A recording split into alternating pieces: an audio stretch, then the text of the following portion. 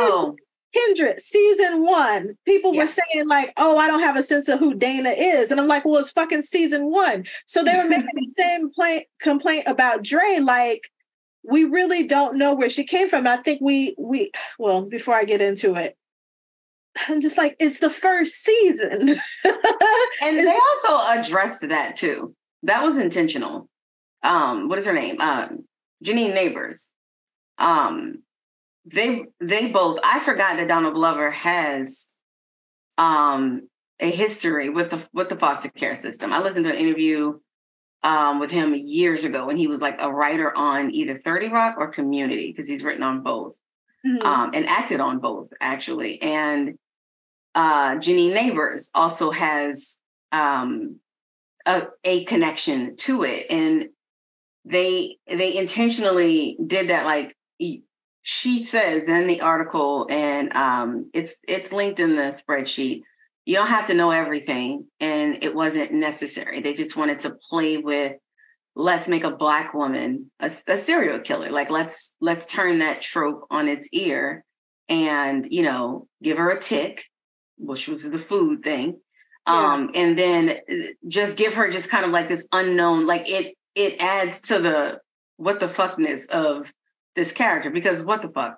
And so that was really on purpose. And she's like, that's just a decision that we kind of made, because in Donald Glover's case, his parents took in foster kids. And I can imagine that at times created lots of like division. You have that with the people that you're related to. So these motherfuckers, and I'm sure he's had contact with people who lived in his house and like shared a bathroom, and he had no idea what they had just done previously. So it was kind of on purpose. But yeah, people are crazy.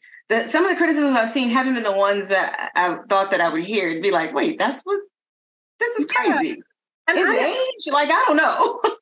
I didn't necessarily think that he, like any of the show was saying, was really articulating Donald Glover's, problematic history with Black women and how he perceives them and how he presents them on television. I didn't get that sense from him. I think that this show did a good job of like explaining or kind of showing how invisible Black women can be sometimes. And I think that episode 6 was the most important episode of the season, because it provided that foundation on which this character and the storyline was built. Like I read articles about, did you know that 4 Black women are murdered every day in America? No, I did not know that. There's a link in the show notes. And then with kids in foster care, they don't bother to do a background check to see what has happened to these children. Like the fact that some of these children in foster care have been sex trafficked.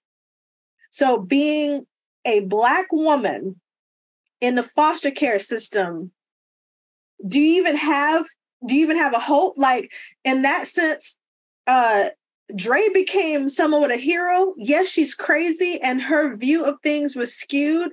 I think like episodes 1 through 5 and then 7, she's an unreliable narrator. Just definitely unreliable. And we as the audience can't know for sure that what we're seeing is actually what is taking place. We can't. Yes, right. Yeah. But I was also happy that it was told from her perspective and her flawed perspective, because it's nice to get a sense of how she is moving throughout the world and the sense that she's making out of the world. Like, I just watched episode 1 before logging in, and the part where the festival comes out and she has put on her little outfit and she's walking into the club. We have all felt that before. Oh, I was feeling it with her. She did her makeup like her sister did. Yes. And just went in. And when she does the thing, like she puts her arms up as soon as she gets to where it's like, all right, camera's on. I was like, And I Yeah. was like, what, girl, watch the show. Yeah. And she's feeling feminine. She's feeling empowered. She feels like someone, this artist of all people in the world, is seeing her and communicating what her vision is of herself. That was personal. And I don't know how much more personal you can get. So, like, to read these reviews is like, we don't get a sense of who she is. We're walking in her world all through this show. Like, what the fuck?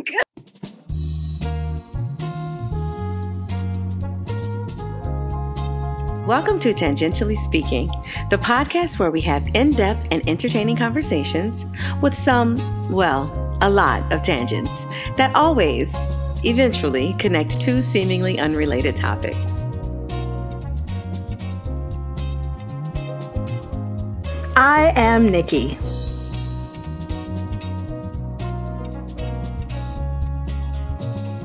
And I'm Nita Charisse.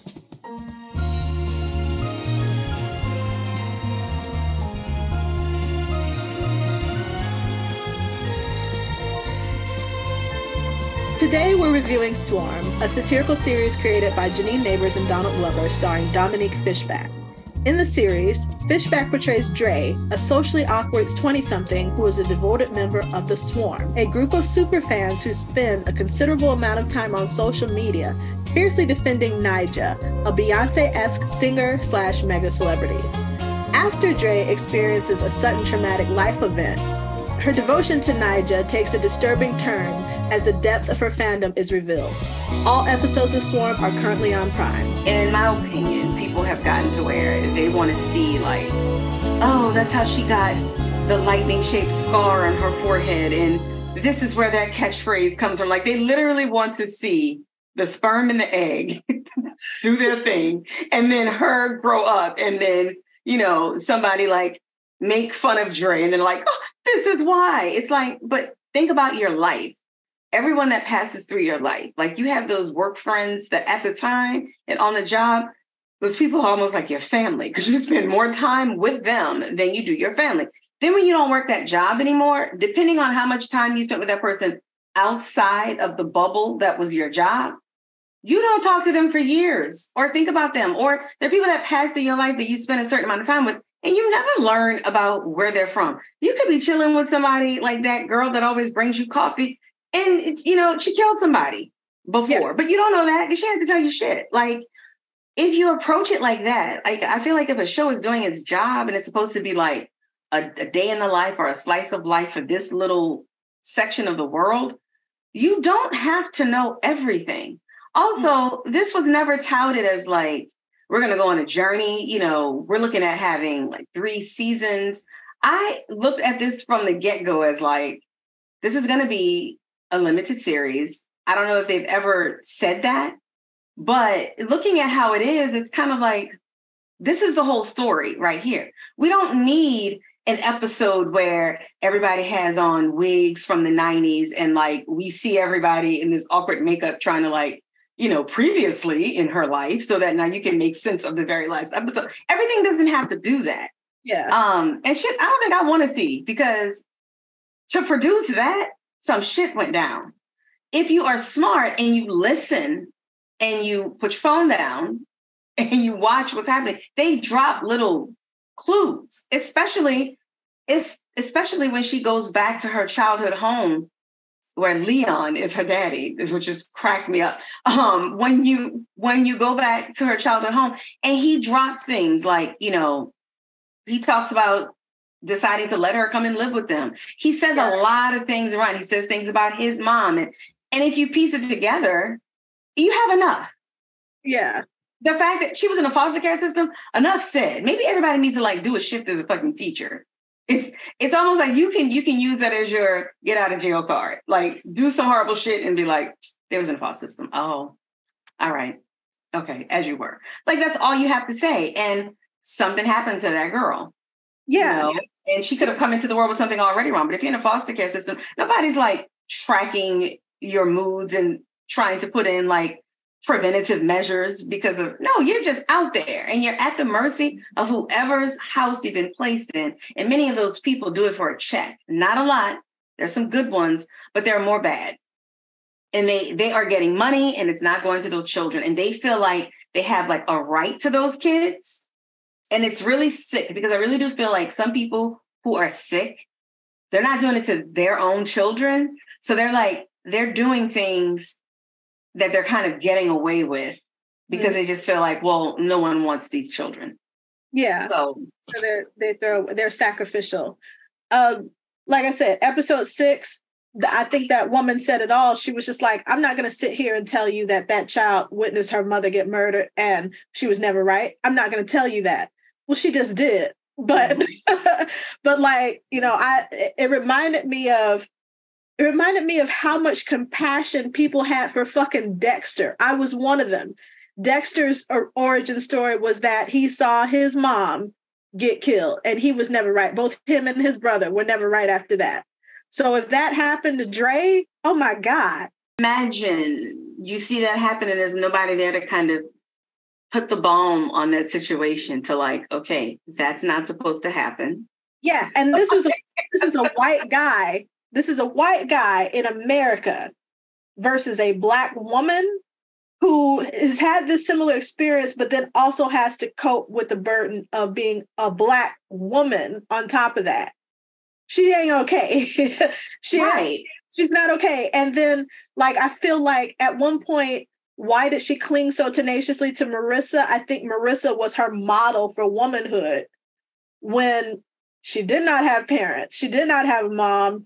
She had scared her grandmother at some point for spilling milk. What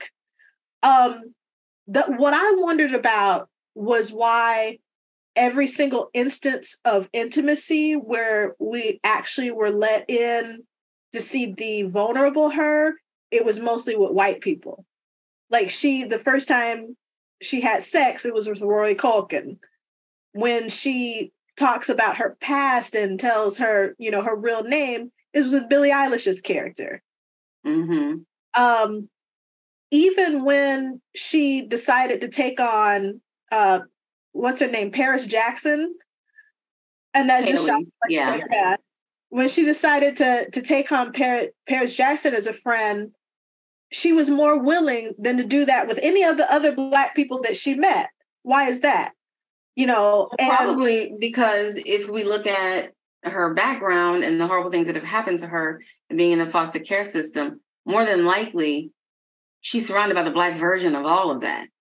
And so most of the things, I'm guessing, but most of the awful things that happened to her were probably perpetrated by Black people, because just like that Black on Black, that crime myth, you know, where they say, it's like it's so much Black on Black crime. And it's like wherever there is a concentrated group of people, there's that on that crime, because that is who the fuck is around. So, you know, white people in a white neighborhood, whatever crime is going to happen is white people doing it to white people. We know that because if a nigga shows up in your neighborhood, you're going to kill him. So he didn't even get a chance to do crime on you. Yeah. Anyway, so like if like she was in a foster care system and not like wealthy. So everything she's around is going to be like, you know, these are the Black foster parents. You know, it's probably a Black social worker. And all of those people have power and access to these kids. And all of those people are not good and right and care. And so I also think that there may be that element to like, you know how if you're like us, where you kind of grew up having to spend time in both worlds. And so there's different treatment that you get. One thing about being in a white environment versus a Black environment is in a Black environment, it's way more like judgmental over like very silly things, like in the grand scheme of things, very silly, like what kind of shoes you have on and like clothes and like, do you have the latest whatever, or like, do you have knowledge of whatever? And when you go to white people, what you're going to deal with is like them thinking that you're an alien and kind of like being intrigued by you, but also like treating you very much like other and maybe not wanting you around, while also wanting you around is kind of like a little pet. So you deal with that. But what you don't deal with is being kind of judged for like those petty, like kind of materialistic things. And everything's not materialistic. Some of it is just like cultural, but we've talked about this. Black people are way more like discriminating about certain things. Like you must have these things to pass as Black, or like you must have this. You don't tend to deal with that around a lot of white people because they just usually don't care about certain things. And there's reasons for that, I'm sure. But it makes me also wonder if it's that kind of thing, like how men aren't raised to have emotions. So they're not going to break down into tears in front of their male friends. But maybe if they go somewhere, somebody that they know is not going to judge them for that, because that's not a thing that has value or like that they care about, they can kind of show this side. So I can see just being like, white people barely see me anyway. And, you know, probably don't think much about me. And they don't care if I have these designer things. Like white people be looking like homeless people all the time. And like, those are usually the richest people. So there's probably a part of her that she could just, because like, even if that stuff hadn't happened to her, I get the sense that Dre would be one of those people who is frequently called not Black enough. Like, he could have come up with just like a loving home and not had that little thing about her, but she probably still would have been somebody that would have to find who would be a blurred, probably. And so those tendencies, maybe like she can kind of just show that more. Like even in that scene in the car where she's driving her stripper co-workers to the side gig, and they're talking about men, and they ask her like what she thinks about men. What she ended up saying, bars. Very the astute. way it was presented, almost like she ended it in a very Game of Thrones-esque phrasing. I was like, okay, Arya, like, you know, like a woman needs. Yeah, one of her strippers said like, you ended that in a line from a Niger song. What she was saying, those girls should have been on it. They should have been like, yes, girl, yes. But it's the way that she moves. She doesn't move like a typical Black girl. And so, but if she did that in front of white people, they may not know it was a Niger song, or maybe they would, because everybody knows who Beyonce is. But they would also just kind of be like, oh, cool, because it's like something different, because they can be who they want to be at all times. You know, they can be weird, you know, they can just be them. And so I just think that there was just a level of comfort with white people, because white people don't typically know enough about us to even like try to weaponize anything against you. They just have like the regular old, like they may be racist towards you, but we're so adept at dealing with that. Like we know them better than they know themselves. And so it makes sense to me that it's kind of like, I'm somebody different now. Like you said, she was empowered. I'm going to go up to this white guy and I choose him and we're going to go home, you know, and Nija's music, like it fuels her. It's like, she's not sexual until she is consuming Nija in some kind of way. Because prior to that, she's all just like, just weird. Like she's like not comfortable in her own skin. I was glad for that part.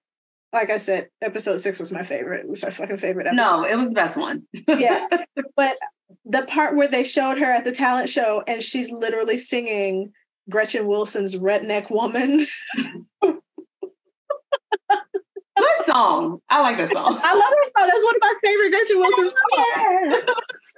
songs. Yeah, but there's no way that I could be driving through Atlanta blasting that song and singing it like just full throttle. There's no way, because my Blackness would be questioned. And that shouldn't be. That shouldn't be. I felt for Dre in that respect, like, Blackness is not monolithic, and you should be free to be whatever sort of Black you are. And she wasn't given that, on top of being a part of this horrible system that eats children and sacrifices them and then discards them, you know, just because. Plus Dre's regular way of being, not to take up for the kids that were so cruel to her, but it's like, she already moves very, very weirdly. So that redneck woman was like a hat on top of a hat. Like, it was kind of like, no, we can't, like, what is up? You know, and kids are not known for their power to reflect on their actions, or to reflect before they act, or to like care. Kids are fucking vicious. So you already have this really twitchy, strange, like, it seems like it is painful for her to even like exist in a room with other people.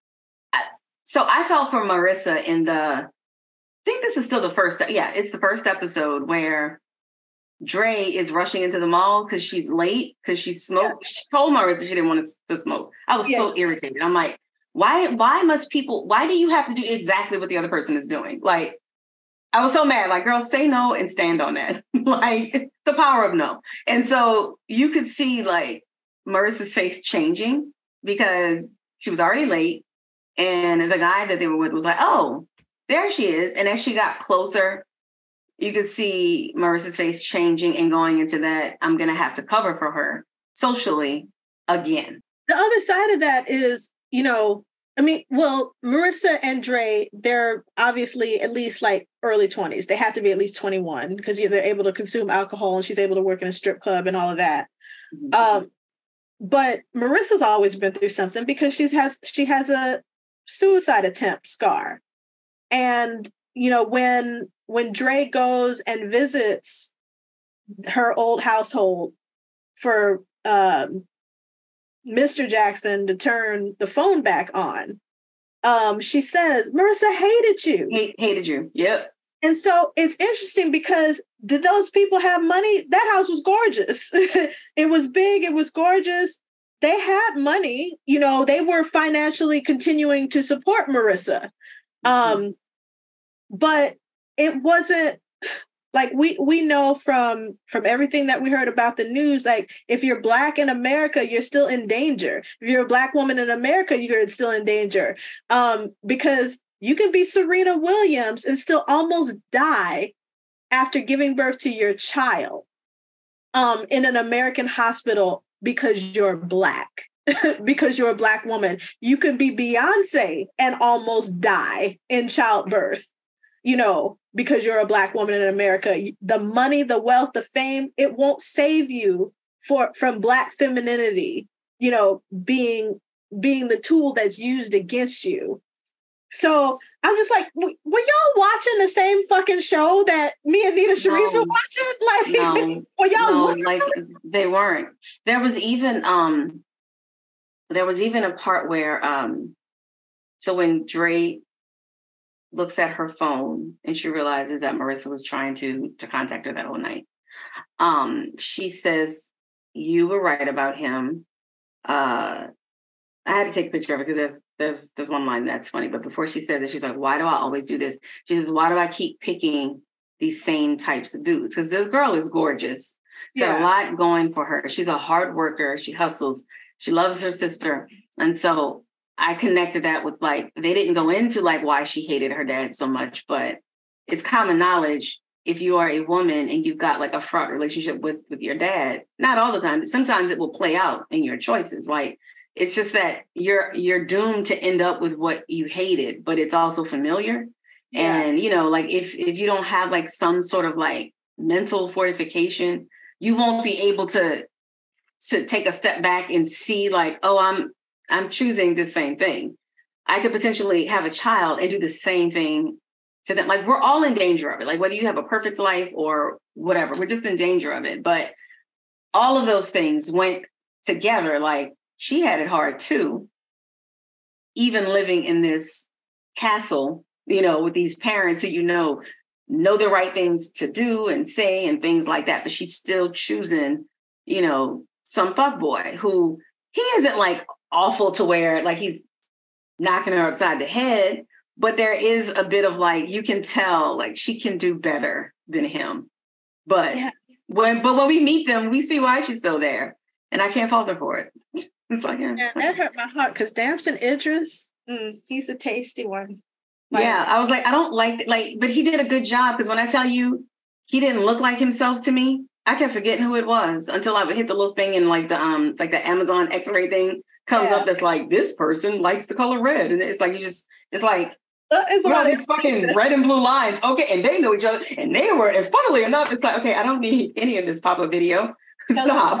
I need to know. But it's helpful for people doing podcasts. Like, it's very helpful. I was like, pause this. But it is just funny. Like it'll take me out of it sometimes because it's like the actor is on there like chowing down on like a piece of apple pie. And if you pause it, it's like, this actor hates apples. Like,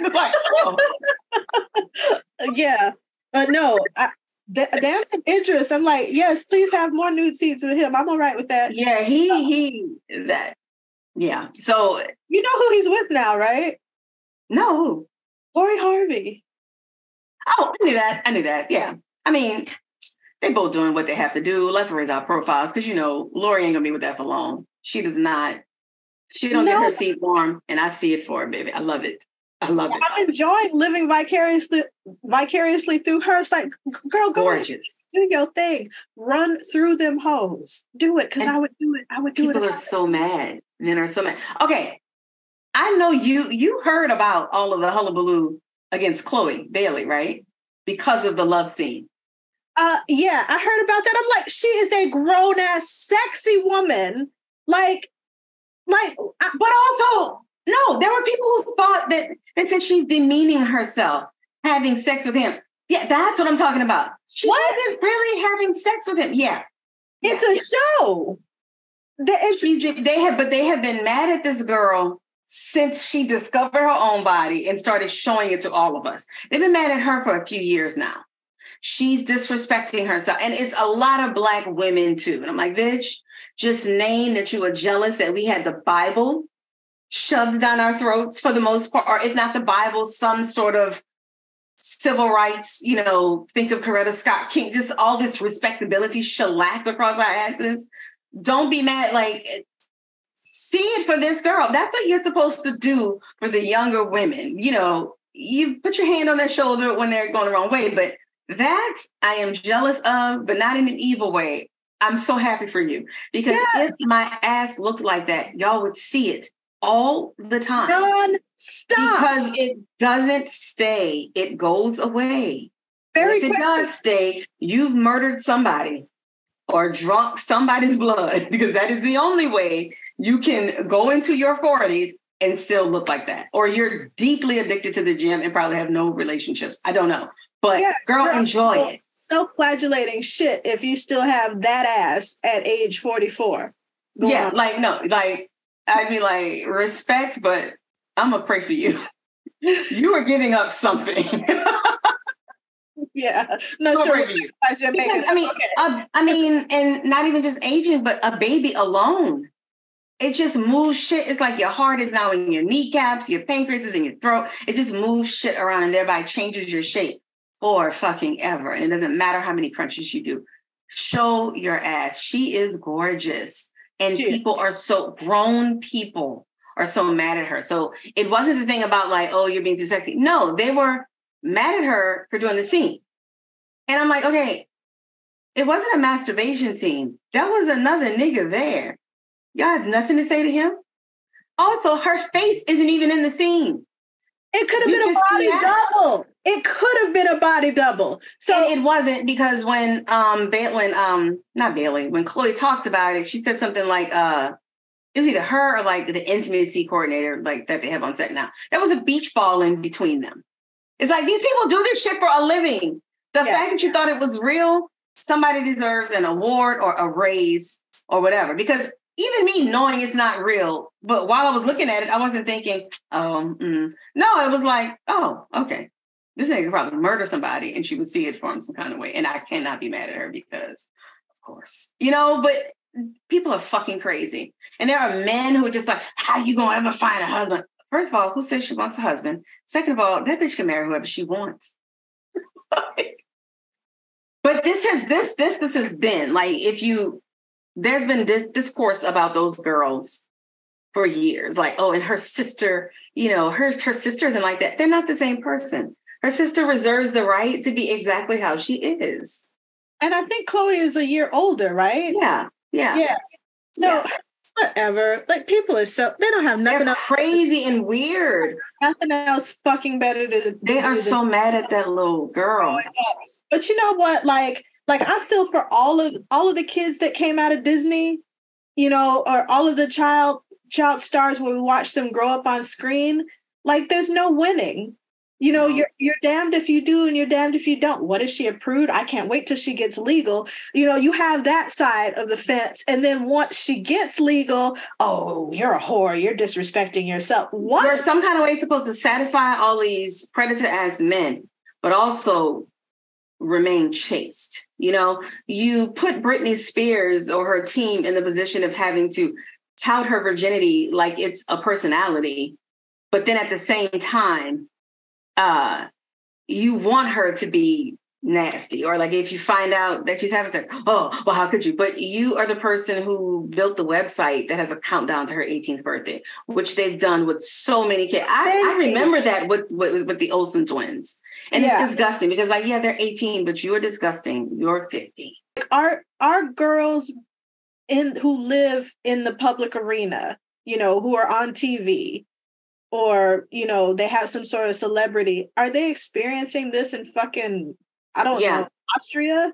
Like, to a certain extent, they do. The reason why it plays differently is because other countries, there are certain barriers that aren't even there. And so, like how I think it's Italy, where the age of consent is 14. So think about how you would look at things differently and see them less as victims if the age of consent is 14. And also, a lot of the trafficking that happens, it's there. I mean, it's happening here, but they very often are going to places where it's like, oh, there's little to no regulation. The difference is America pretends to care and pretends to be moral and horrified about things. So it's like, that is a child. I'm not talking about like regular people like us. We really do feel that is a child that shouldn't be happening. But I'm talking about the people that act like they care about our children. Like, that's the story of America. Like, everyone is created equally and freedom, but none of it is really true. The other countries are just honest about their shit. And they're like, you're in 9th grade or whatever, you can consent. So you're probably not going to be seen as someone who's preyed upon, even though you are. Because regardless of what age you set, biology is biology. The hormonal development and all that stuff is what it is. They don't give a fuck. Now, the video that I really had to find, this most recent shooting in Nashville, oh my God, I watched the video. Dear God. And like, I hate that it happened, of course, but appreciate the timing, because you juxtapose that with this fucking TikTok shit, this TikTok banning shit. How many hours were Congress people working on that and doing nothing about the fact that the water issues in Philadelphia, the water issues that have been going on for how many years in Flint? Jackson too. They also had the water crisis, because remember, that was the same time that the Brett Favre stuff was coming And I was just going to bring Brett Favre. Okay, like, is he being forced to pay that money back to all them people who fucking need it? I haven't heard a peep about it. Yeah, but we're still fucked up we're fucked up on TikTok. There was a representative who was standing outside of chambers. Ask them, and then go to the Senate, ask the same questions. They're cowards. They're all cowards. They won't do anything to save the lives of our children at all. Cowards. Pressure them. Force them to respond to the question, why the hell won't you do anything to save America's children? And let them explain that all the way up until election day on 2024. Let them explain it all the way up to election day on 2024. They're freaking cowards. They're gutless. They're not here. I'm talking about gun violence. You know, there's never been I'm talking about gun violence. In a school that allows teachers to carry. Oh my God. Carry guns? You think more guns lead to more death? More guns lead to more death. Look at the data. You're not looking at any data. Do you realize how on edge teachers already are? I cannot imagine if I had a gun in my classroom. Those kids are they take it there because they become like your kids. And you can attest to this. One thing your kids will do is they like to see, how far can I go? They don't really want this smoke, but they like to see how many licks until we get to the smoke. The difference is, like, they like to toe the line and then they want to be children. Oh, I'm so scared. Put the knife down. It's a misunderstanding. Anyway, but like, so kids that are not yours, they really don't give a fuck about you. And then you're on your job, so you can't do anything. They do this shit on purpose. You know how many kids would die every day if teachers had guns? Or how many mistaken, I didn't mean to do it. that kind of makes, well, let me see. Your statement made me want a Tootsie Roll now, or Tootsie Pop, but it also made me want to do the dance. Do people do the Tootsie Roll anymore? The Tootsie? When it comes on. Only when the song comes on. Yeah.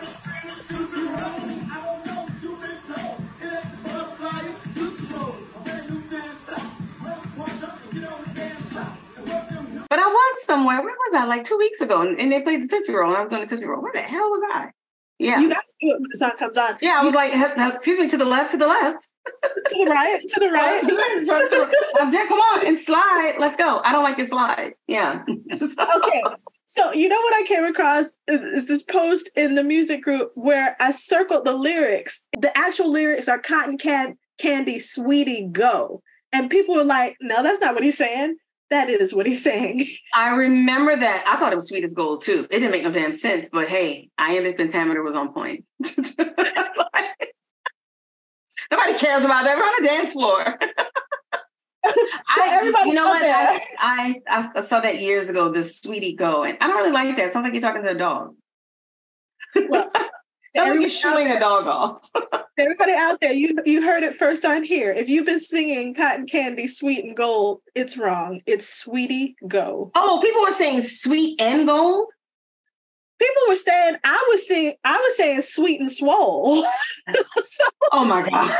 Sweet and swole. Let me see that. It rhymes with roll. I thought it was sweet as gold. Like I took it like, yeah, gold is pretty sweet. It looks good on me. Let's just keep dancing. It's Cotton Candy, Sweetie Go.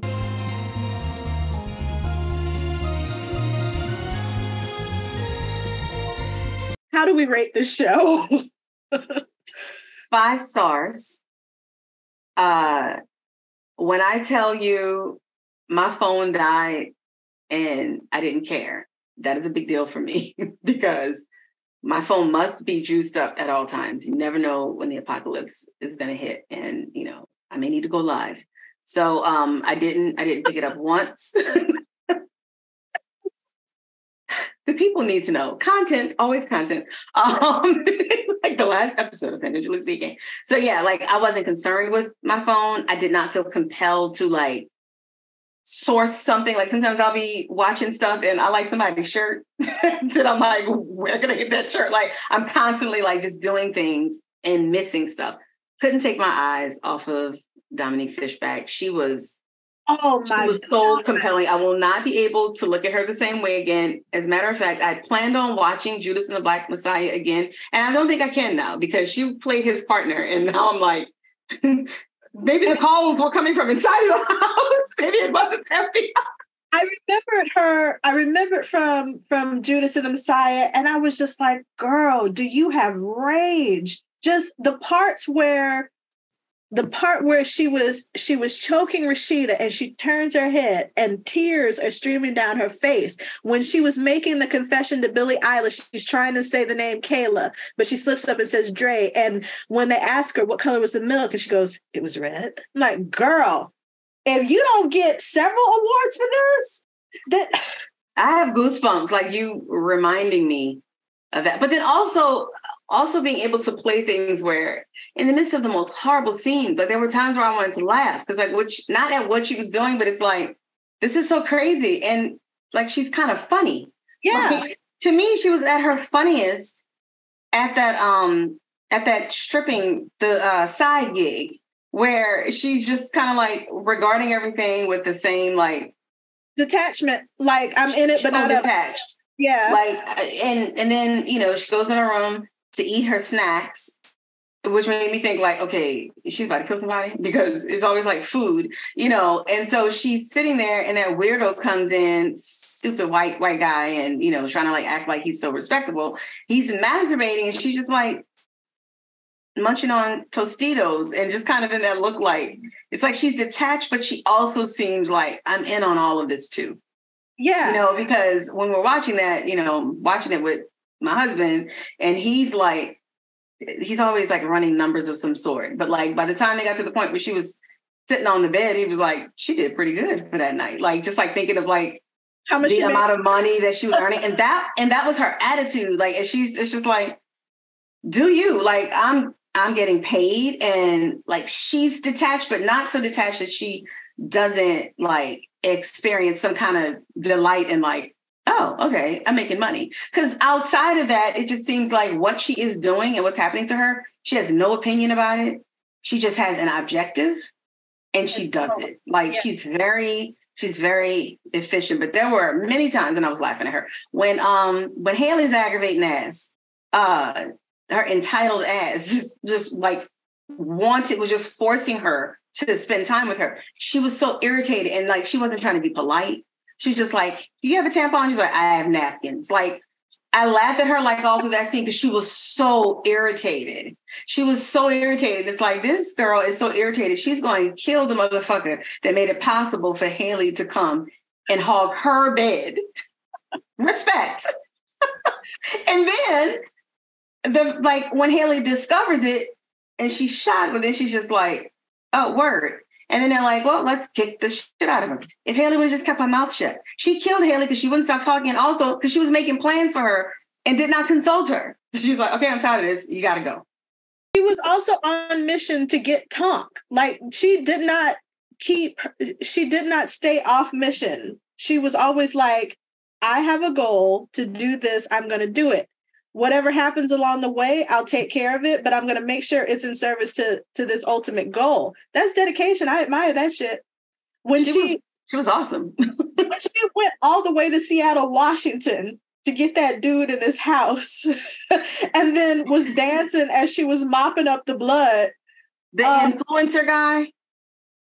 Was he a social? Yeah, he was an influencer. And he either was interviewed and said something crazy about Nyjah, or like he went live or something. But that's why that house looked like it did. Like that was a comment on like, this nigga probably just started off just reacting to somebody else's shit. And like, look at this house. Yeah, he was, because she always does like very extensive research on her targets, or she turns to her fellow swarmers to dox them. And so there was a scene, I believe, of him, just on Instagram or something. And like I said, it's either him saying something or somebody asked him a question, but they insulted Nyjah, which is like, that's all you need. Yeah. Drive all the way across the country. When she was in LA and she was following that guy that was going to the Cachet's last concert, and she climbed into the window. I'm like, why does this nigga have a pet skunk? Number one. Yeah, he was weird. He was weird. But them binging on that food together, like, I would actually like to do that one time with junk food because it just seems great. Yeah.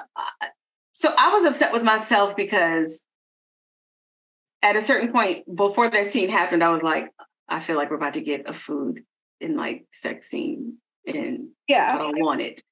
And then it happened, and Lance was like, I was like, I just could tell, like, you don't focus on a thing like that much and then have the whole backstory of like, he was 300 and something pounds. And, I just felt for him. I'm like, girl, you just reckon like this dude has been dedicated. He lost somebody very near and dear to him and changed his life accordingly. She knows how that feels. That's right. But she was still like, go on, eat this pudding. Hey. Yeah, but they had a great time. Disparage Nyjah. They had a great time together. I'm sorry. 5 stars. I agree. 5 stars. When I sat there and watched this the first time, because I got through it 2.5 times, it was my weekend Monday, and I was just on the couch. I only moved to go to the bathroom and get snacks. I watched it straight through and was like, wait a minute, it's not a full 10 episodes? What the fuck? Right. It's like we have been conditioned to like, it's got to be an even number, if not 10, then 8. Yeah. But see, that's Donald Glover trolling, because nigga, 7? Yeah. Come on. And don't tell me like, no, God's perfect number. Y'all were Jehovah's Witnesses. I don't think y'all spout that bullshit like regular Christians like I came up. Jehovah's Witness no more. Come on. I could have used one more, not because I think that anything was unfinished. I just enjoyed it so much. Like I was hoping that it would have like a coda, like something popping up at the end. Like, is she sitting in jail? Is she another character? Like, does she work for Nyjah now? Will we find out what aspects of her experience were actually true and what was in her head? That's what I like to know. What was reality and what was the fiction going on inside her head? I need to know. There needs to be a second season. Okay. Do you have a theory on the ending?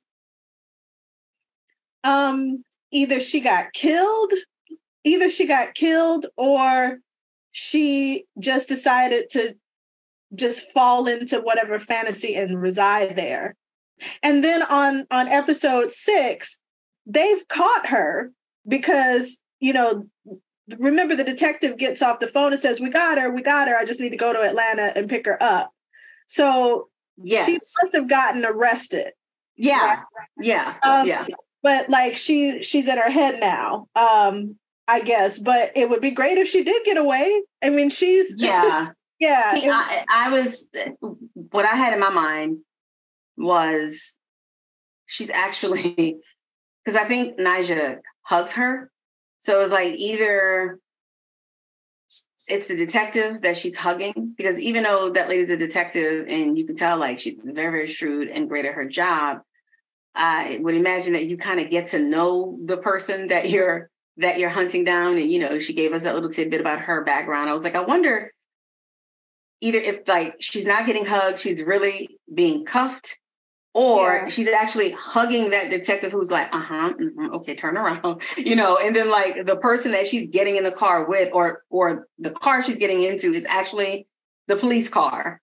And maybe that woman is around, like maybe she had to, like talk her down for a split second, because like everything that Donald Glover puts his hands on, there's always an element of like it's not real, like fantasy.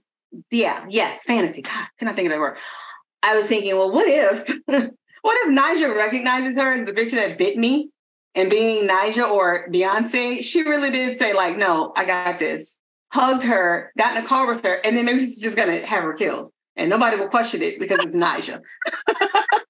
Or just like, like we gonna do Texas justice, just like some kind of little thing. You know what I'm saying? Like, for a split second, I'm like, okay, if we go with this, that Nyjah really is just hugging her, because the way she stopped everybody and then hugged her, there isn't a Beyonce equivalent to that, but there are some videos where a fan does something that everybody thinks like, oh, like she's going to be upset.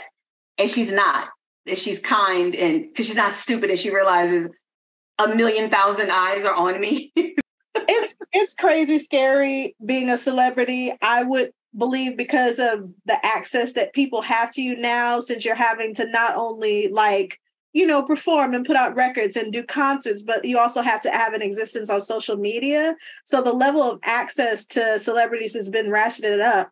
And I think it's fucking scary. And you hear the reports about people coming on stage like, what was it, Dave Chappelle, where that guy hopped on stage to beat him, and then he ended up getting beat by Busta Rhymes and somebody else? Jamie Foxx.